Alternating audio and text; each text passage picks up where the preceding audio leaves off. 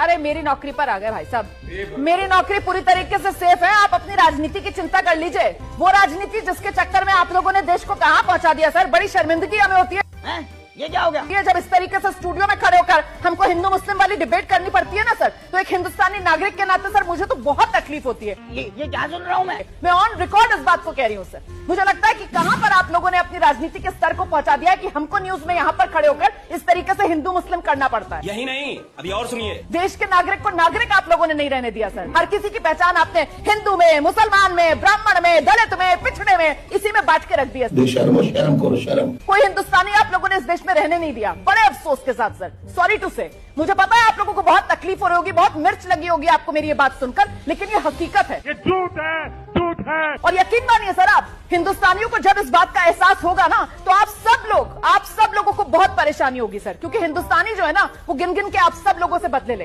मोदी जी, आप लोग ये झूठ क्यों बोलते हैं बीजेपी वाले कि आपके आरएसएस है कोई?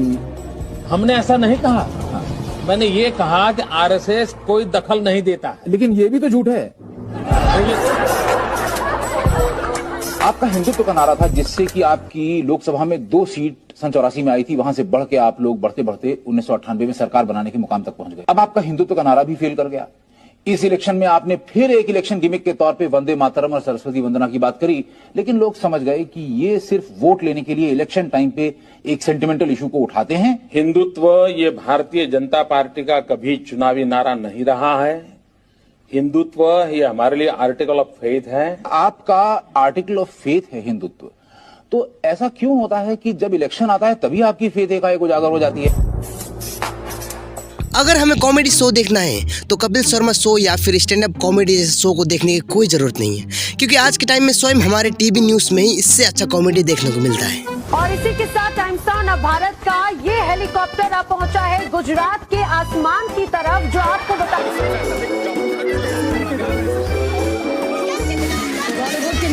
मैं ये महसूस करने की, आपको महसूस कराने की कोशिश कर रहा हूँ। 1 से 2 लोगों के बैठने की जगह यहाँ पर दिख रही है। ड्रग दो, ड्रग दो, ड्रग दो, ड्रग दो, ड्रग दो, मुझे ड्रग दो, मुझे ड्रग्स दो। एक टाइम था जब ये डेमोक्रेसी का 4th पिलर कहा जाता था, लेकिन आज ये गोदी मीडिया बन चुका है। सरकार के साथ एक लैपडॉग की तरह काम कर रहा है, और ये जो ऊट पटंग सा हरकत हमें देखने को मिलता है, ये ना चाहते हुए भी इन्हें करना पड़ता है, क्योंकि लोगों का सच से ध्यान भटका सके। एक सच्ची मीडिया का काम होता है कि सच को दिखाना, सरकार से सवाल पूछना, ना कि दलाली करना। अंजना ओम कच्छप, अर्नब गोस्वामी, चित्रा त्रिपाठी और सुधीर चौधरी, ये वो नाम है जो आज इंडिया मीडिया में सबसे बड़े हैं। पहलगाम में हुआ घटना पे सरकार से सवाल पूछने के बजाय अर्नब ने तो सुप्रीम कोर्ट को ही जिम्मेवारी ठहराया। तो क्या इसीलिए आज ये मीडिया वाले कहीं जाते हैं तो इन्हें गोदी मीडिया कह के भगा देते हैं? तो क्या ये सच्चाई दिखाने के लिए काम कर रहे हैं या फिर अपने एजेंडा को पुश कर रहे हैं? मीडिया का काम है ट्रूथ बताना, लेकिन आजकल मीडिया के काम में सिर्फ ड्रामा, ओपिनियन और बायस भर गया है। आज हम बात करेंगे कि कैसे इंडियन मीडिया हमारे जनरेशन को मैनिपुलेट कर रहा है, कैसे ये हमारे थॉट प्रोसेस को कंट्रोल कर रहा है, और कैसे ये हमारी सोसाइटी को डिस्ट्रॉय भी कर रहा है। गोदी मीडिया टर्म जर्नलिस्ट रविश कुमार ने दिया था, मतलब लैपडॉग मीडिया। ये मीडिया बीजेपी और पीएम नरेंद्र मोदी के नैरेटिव्स को ब्लाइंडली सपोर्ट करता है। चैनल्स जैसे रिपब्लिक टीवी, जी न्यूज, टाइम्स नाउ, आज तक और एबीपी न्यूज इसमें शामिल है। 2014 से जब मोदी पावर में आए, इन चैनल्स ने एडिटोरियल इंडिपेंडेंस खो दी। टाइम मैगजीन के एक आर्टिकल के मुताबिक रूलिंग के साथ इनका अलाइनमेंट एक नए लेवल पे पहुंच गया। जो लिबरल एडिटर्स थे उन्हें हटा दिया गया और रूलिंग के लॉयल एंकर्स लाए गए। देखो, पहले जब लोगों को न्यूज सुनना होता था, देश का खबर जानना होता था, तब हमारे पास एक ही सोर्स हुआ करता था, इंडियन टीवी न्यूज, या फिर न्यूज़पेपर पढ़ते थे या फिर रेडियो सुना करते थे, क्योंकि और कोई सोर्स हमारे पास नहीं था। इवन आज भी इंडिया के 67% लोग इन टीवी न्यूज चैनल पे ट्रस्ट करते हैं। देखो, सिक्के के 2 पहलू होते हैं, लेकिन एक इंसान को हमेशा सिक्के के 1 साइड ही दिखाया जाए, हमेशा, तो क्या वो इंसान दूसरी साइड पे भरोसा करेगा? कभी नहीं, क्योंकि उसे तो ये बात सही मैनिपुलेट किया गया है कि सिक्के के एक ही पहलू होते हैं, दूसरी साइड नहीं होते। ठीक आज हमारे टीवी न्यूज वालों का भी यही हाल है, यही स्ट्रेटेजी यूज होता है। हर न्यूज चैनल्स पर एक ही पार्टी का प्रशंसा करना, जिससे लोगों को वो सिक्के के दूसरे साइड दिखता ही नहीं, और सच्चाई ऐसे ही छुप जाती है। हमेशा हिंदू और मुस्लिम करते करते ही हमारे देश के लोग इसी बात पे मैनिपुलेट होते जाते हैं। तो सबसे पहले मीडिया किस तरह से काम करती है, इसका मॉडल क्या है, हम इस चीज को देखते हैं। अब देखो इंडियन मीडिया एक ही गवर्नमेंट को सपोर्ट क्यों ज्यादा दिखाती है। इसका कई सारे रीजन है। कॉर्पोरेट ओनरशिप, बहुत सारे न्यूज चैनल्स अब बड़े कॉर्पोरेट हाउसेस के पास हैं। जैसे CNN न्यूज 18 का मालिक मुकेश अंबानी है, जो बीजेपी के साथ क्लोज कनेक्शन रहता है। जी न्यूज के मालिक सुभाष चंद्रा भी बीजेपी के सपोर्टर है। ये ओनर्स अपने बिजनेस इंटरेस्ट के लिए गवर्नमेंट के साथ अलाइन रहता है और मीडिया को उसी डायरेक्शन में ले जाते हैं। Government advertise revenue, media channels को गवर्नमेंट के एड से बड़ा रेवेन्यू मिलता है। 2024 के डेटा के मुताबिक गवर्नमेंट का एडवर्टाइज बजट करोड़ में थे, जो चैनल्स जैसे रिपब्लिक टीवी और आज तक को मिलता है। और अगर ये मीडिया गवर्नमेंट के खिलाफ बोलेगा तो ये पैसा रुक जाएगा, इसीलिए वो सरकार की तारीफ करते हैं। पॉलिटिकल प्रेशर, सरकार ने मीडिया पर प्रेशर बनाने के लिए लॉज और एजेंसीज का यूज किया है। 2021 में न्यूज ब्रॉडकास्टर एसोसिएशन ने कहा कि गवर्नमेंट जर्नलिस्ट को हैरेस करती है, जैसे टैक्स रेट्स और FIRs। इससे मीडिया खुद को सेफ रखने के लिए गवर्नमेंट के साथ चलता है। सेल्फ सेंसरशिप, बहुत सारे एडिटर्स और जर्नलिस्ट अपने जॉब को बचाने के लिए खुद ही खबर छुपाते हैं। 2013 की मुजफ्फरनगर राइट्स की डॉक्यूमेंट्री इन दिनों मुजफ्फरनगर को बैन कर दिया गया था, क्योंकि ये सरकार के नैरेटिव के खिलाफ थी और यही डर उन्हें एक तरफ रिपोर्टिंग करने के लिए मजबूर करता है। ऑडियंस टारगेटिंग, मीडिया वाले जनता को इमोशनल इशू पे फोकस करता है, जैसे नेशनलिज्म या कम्युनल डिवाइड। ये स्ट्रेटेजी उनके वोट बैंक को मजबूत करती है। 2024 के इलेक्शन में एग्जिट पोल ने NDA को 400 प्लस सीट दिखाई, जो गलत थी, लेकिन ये प्रोपेगेंडा था जो सरकार के फेवर में काम किया। इसलिए इंडिपेंडेंट जर्नलिस्ट कमजोर हो जाते हैं। रवीश कुमार जैसे लोग यूट्यूब पे शिफ्ट हो गए, क्योंकि मेन स्ट्रीम मीडिया में उनका आवाज दब जाता था। ये वैक्यूम गोदी मीडिया को एक तरफ का नैरेटिव पुश करने देता है। एंकर जैसे अर्नब गोस्वामी और सुधीर चौधरी को हाई सैलरीज और इन्फ्लुएंस मिलता है। अर्नब की सैलरी 12 से 15 करोड़ सालाना है, जो शायद गवर्नमेंट के सपोर्ट का इनाम है। इसीलिए ये उन्हें हमेशा लॉयल बनाए रखता है। इसीलिए हमेशा मोदी जी का ही प्रशंसा देखने को मिलता है। यही रीजन है जो इंडियन मीडिया एक ही गवर्नमेंट को सपोर्ट करता है। ये पैसे, प्रेशर और पावर के गेम है, लेकिन हमें फैक्ट चेक करके और इंडिपेंडेंट सोर्स से सच जानना चाहिए। देखो, अगर हम फॉरेन मीडिया और हमारे इंडियन मीडिया को कंपेयर करें तो फॉरेन मीडिया हाउसेस जैसे BBC, CNN और द गार्जियन ज्यादा बैलेंस होते हैं। फॉरेन मीडिया को हम देखेंगे कि वो हर टॉपिक को न्यूट्रल पर्सपेक्टिव से प्रेजेंट करता है। एक एग्जांपल, जब BBC ने 2020 में कोविड-19 की कवरेज की थी तो उन्होंने सिचुएशन को ऑब्जेक्टिवली दिखाया और हर कंट्री के रेस्पॉन्स को अनबायस्ड तरीके से बताया। वहीं अगर हम इंडियन मीडिया को देखें तो कोविड-19 के दौरान हर चैनल अपने एंगल से रिपोर्ट कर रहे थे, जैसे कि लॉकडाउन को सक्सेसफुल दिखाया और किसी ने हेल्थ केयर सिस्टम को फेल दिखाया। ये एक क्लियर एग्जांपल है कि इंडियन मीडिया में कभी भी न्यूट्रलिटी नहीं होती है, सब कुछ बायस होता है। फार्मर्स प्रोटेस्ट जो 2020 में शुरू हुए 3 फार्म्स लॉ के खिलाफ थे। इस दौरान गोदी मीडिया जैसे रिपब्लिक टीवी, जी न्यूज और आज तक ने फार्मर्स को खालिस्तानी और एंटी नेशनल और टेररिस्ट कहा। अरे आत्म झंझोड़ कर देखो ना, तुम बताओ ना तुम कौन है? तुम पे इन पे मुकदमे दर्ज होने चाहिए जो देश के किसान को जो है ये जो आतंकवादी बता रहे, खालिस्तानी बता रहे। उसके बाद सिंगू बॉर्डर पे फार्मर्स ने गोदी मीडिया गो बैक के नारे लगाए और कई रिपोर्टर्स को भगा दिया।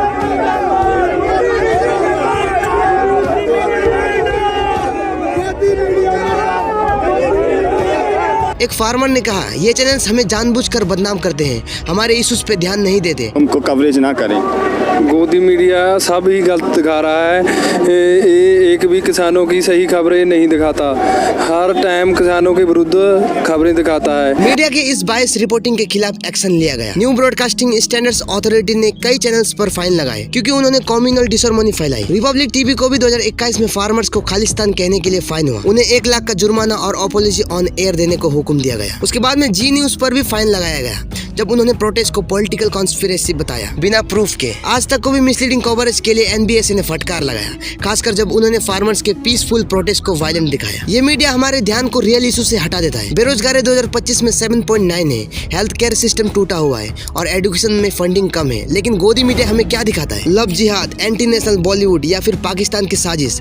ये इमोशनल टॉपिक हमारे जनरेशन को डिस्ट्रैक्ट करते हैं ताकि हम सरकार से सवाल ना करें। एक तरफ 26 लोग मार दिए जाते हैं कश्मीर के एक सुंदर टूरिस्ट स्पॉट पहलगाम में, और दूसरी तरफ हमारे न्यूज चैनल्स TRP के लिए एक दूसरे से रेस लगा रहे होते हैं जैसे कोई रियलिटी शो चल रहा हो। भाई, इतना बड़ा टेररिस्ट अटैक हुआ पर कवरेज देख के लगता है जैसे कि कोई सीरियल एपिसोड चल रहा है। ड्रामेटिक म्यूजिक, फेक कॉन्सन और झूठी हेडलाइन। इंडियन मीडिया फिर से फेल हो गया लोगों को सच बताने में, ग्राउंड रियलिटी दिखाने में और असली जिम्मेवारी कौन है ये बताने में। अटैक हुआ 22 अप्रैल को, लेकिन मीडिया के काफी बड़े प्लेटफॉर्म ने पहले तो नॉर्मल न्यूज की तरह दिखाया। ना कोई रिपोर्टर ग्राउंड में गए, ना कश्मीर के लोकल से बात की, सिर्फ ऑफिशियल स्टेटमेंट उठाए और हेडलाइंस बना दी जैसे किसी ने कहा हो कि कॉपी पेस्ट करके निकाल दो। पूरा कवरेज इतना ज्यादा ड्रामेटिक था कि लगता है कि न्यूज नहीं, किसी क्राइम शो को प्रोमो देख रहे हो। रेड बैकग्राउंड, धुआं और एक ही लाइन बार बार रिपीट। ये कौन लोग थे जो हिंदुस्तानियों के खून बहा गए? लेकिन इन मीडिया में अभी तक भी हिम्मत नहीं आया कि आखिर इंटेलिजेंस फेलियर कैसे हुआ, सिक्योरिटी का क्या हुआ। सब पॉलिटिकल पॉइंट स्कोरिंग में बिजी हो गए। बल्कि जो इस पे पे सवाल कर रहे हैं उस पे एक्शन लिया जा रहा है, किसी का चैनल्स उड़ाया जा रहा है। क्या पता वो मेरे साथ भी ऐसा ही करे। जैसे अटैक हुआ, कुछ एंकर्स ने सीधा पाकिस्तान पे चिल्लाना शुरू कर दिया, जवाब देना होगा, अटैक का बदला लेना होगा। पर भाई स्ट्रेटेजिक प्लानिंग, डिप्लोमेसी या लॉन्ग टर्म सोल्यूशन का जिक्र कोई नहीं करता। यही तो प्रॉब्लम है, सबको सिर्फ टीआरपी चाहिए, देश की फिक्र किसको है। पहलगाम जैसे घटना पे मीडिया का काम था सच दिखाना, लोगों तक असली खबर पहुंचाना, सिस्टम से सवाल पूछना। लेकिन उन्होंने क्या किया, एक और मौका ढूंढ लिया अपने चैनल की रेटिंग बढ़ाने का। जब तक मीडिया सिर्फ टीआरपी के लिए न्यूज करेगा और असली इशू से नजर चुराएगा, तब तक ना देश सुधरेगा ना सोसाइटी। मीडिया का एक और मेजर रोल है फेक न्यूज का, और ये कोई एक दो बार का इशू नहीं है। हर दिन मीडिया का चैनल्स पर एक ऐसा रिपोर्ट दिखाए जाते हैं जो पूरी तरह से एग्जैगरेट होता है और वो न्यूज हर तरफ स्प्रेड हो जाते हैं। सबसे पहला पॉइंट, ये मीडिया फेक न्यूज का फैक्ट्री बन चुका है। एग्जाम्पल के लिए 2019 में कुछ मीडिया हाउसेस ने ये क्लेम किया था, Indian soldiers where killed by Pakistan force. ये पूरी तरह से रॉन्ग था। मीडिया ने इस न्यूज को इतना सेंसेशनलाइज किया था कि लोगों को सच समझ में आ गया था। मीडिया का एक और ट्रेंड है सेंसेशनलिज्म। मीडिया हर चीज को एग्जैगरेट करता है जिससे आप ब्रेकिंग न्यूज देखकर हर टाइम शॉक में रहे। इसका मेन पर्पस है शॉक वैल्यू देना, जिससे उनका टीआरपी बढ़े। जैसे 2020 में सुशांत सिंह राजपूत की डेथ हुई तो मीडिया हाउसेस ने इस केसेस को इतना सेंसेशनलाइज किया कि वो ट्रेजेडी भी एक मीडिया सर्कस बन गया था। ये सिर्फ ड्रामा था और हर एक मीडिया चैनल्स ने अपने एंगल से न्यूज को पेश किया था in case of sensitive topics. ऐसे ही चक्कर में सच्चाई छुप जाती है। अभी की जनरेशन को हम जनरेशन जेड कहते हैं, यानी कि जेनजी, और ये जनरेशन अपनी जिंदगी के ज्यादा टाइम मीडिया और सोशल मीडिया प्लेटफॉर्म पर गुजर रहे हैं। मीडिया का असर हमारे थॉट, डिसीजन और बिलीफ्स पर डायरेक्ट पड़ रहा है। तो जब मीडिया ही सिक्के के एक पहलू ही दिखाएगी तो हमारे जनरेशन गलत डिसीजन लेती है। ये हमारे वैल्यूज को इफेक्ट करता है। हमारे पास सच्चाई के एक्सेस नहीं है, हम सिर्फ वो देखते हैं जो मीडिया हमारे सामने रख रहा है। लेकिन शुक्र है जो हम बड़े बड़े यूट्यूबर्स को देखते हैं जो कि फैक्ट एंड ट्रूथ बात रखते हैं। लेकिन जैसे मैंने कहा था कि अभी भी 67% इंडिया के लोग टीवी न्यूज पर ट्रस्ट करते हैं। जर्नलिस्ट का रोल मीडिया में एक वॉचडॉग की तरह होना चाहिए। उनका काम सच्चाई को पब्लिक तक पहुंचाना। लेकिन आज जर्नलिस्ट अपनी पर्सनल ओपिनियन के बायस पे रिपोर्ट कर रहे हैं। उन्होंने अपने प्रोफेशनल इंटेग्रिटी को सेल कर दिया है। जर्नलिस्ट अपने रिपोर्ट में फैक्ट को मिक्स कर देते हैं जिससे पब्लिक में कंफ्यूज होता है। What can we do? ये सारी बातें सुनकर आपको समझ में आ गया होगा कि मीडिया किस तरह से हमारी सोसाइटी को मैनिपुलेट कर रहा है। लेकिन इसका सॉल्यूशन सिर्फ एक ही है, हमें मीडिया को अपनी अकाउंटेबिलिटी देनी होगी। हमें अपनी सोच को फिल्टर करते हुए न्यूज को समझना होगा। अगर हम अपने नेक्स्ट जनरेशन को बेहतर बनाना चाहते हैं तो हमें अपनी मीडिया लिटरेसी को बढ़ाना होगा। जब हम न्यूज को ऑब्जेक्टिवली समझ पाएंगे तब हम मीडिया के माने। So that's it for today guys। तो अगर आपको ये वीडियो पसंद आए तो please like, share and subscribe जरूर करें। इस वीडियो में बहुत मेहनत लगाए और अपने थॉट को कमेंट्स में जरूर बताएं। क्या आप भी समझते हैं कि मीडिया आज हमारे जनरेशन को डिस्ट्रॉय कर रहा है? अपने ओपिनियंस हमें कमेंट सेक्शन में जरूर बताएं। और अगर आपको लगता है कि ये इन्फॉर्मेशन जरूरी है दूसरों के लिए भी तो ये वीडियो शेयर जरूर करें, क्योंकि आपके एक शेयर से लोगों की अवेयरनेस बढ़ेगी। मिलते हैं किसी और टॉपिक पर। बहुत बहुत धन्यवाद। सच बोलने का शौक रखना तो अकेले चलने की हिम्मत भी रखना। अरे बाबा!